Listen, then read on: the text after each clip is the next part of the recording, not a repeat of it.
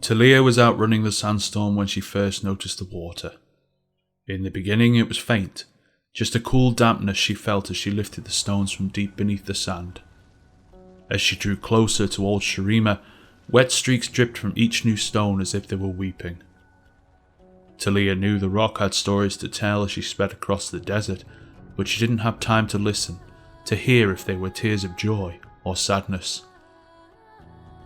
When she was close enough to be covered by the shadow of the great sun disk, water from the underground aquifers began to pour off the stone she rode like little rivers. And when she finally arrived at the gates, Taliyah heard the deafening water rushing along the bedrock. The oasis of the dawn, the mother of life, roared beneath the sands. The people of her tribe had followed the seasonal waters for hundreds of years.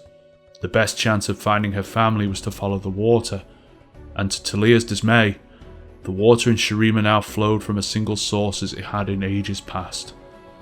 The tragic remains of the capital city had always been avoided, almost as much as the great Sai and deadly creatures that hunted there.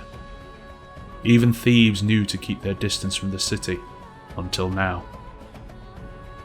Taliyah brought the rock she rode to a sudden halt, nearly stumbling from it as she pushed the stone quickly below the desert surface.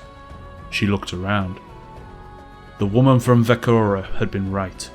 This place was no longer a forgotten ruin, haunted by ghosts and sand. Indeed, the makeshift camp just outside the walls scrambled with life, like an anthill before a flood. Not knowing who these people were, she decided it might be best to reveal no more than was necessary. It seemed there was a tribal representation from all four corners of her homeland, but as Taliyah searched their faces, she saw none that were familiar. The people here were torn.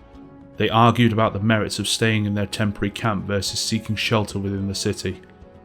Some worried that just as it rose, the city would fall again, burying any caught inside.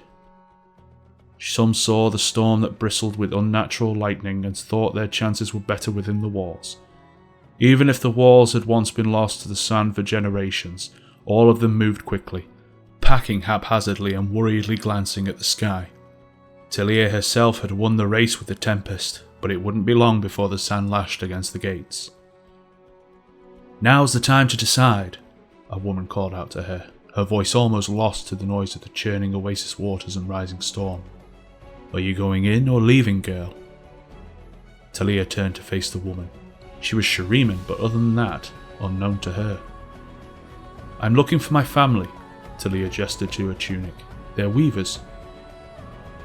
"The Hawkfather has promised protection to all those within the walls," the woman said. "Hawkfather?"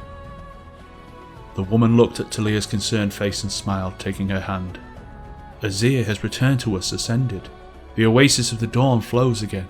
A new day has come for Shurima."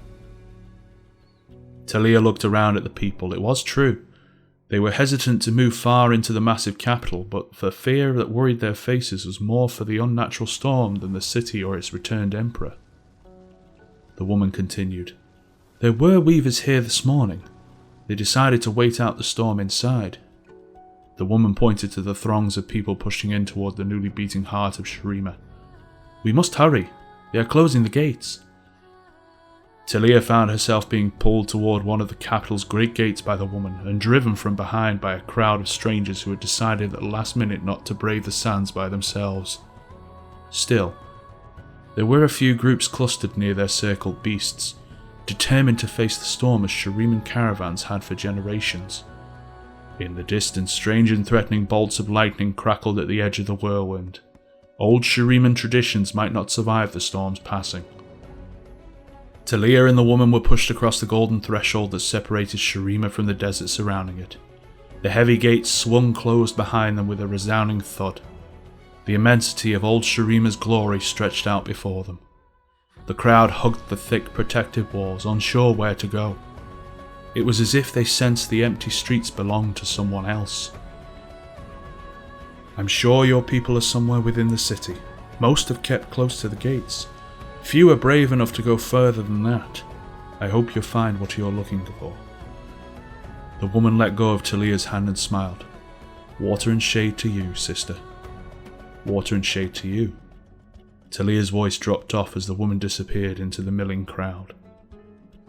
The city had been quiet for millennia, now pulsed with life.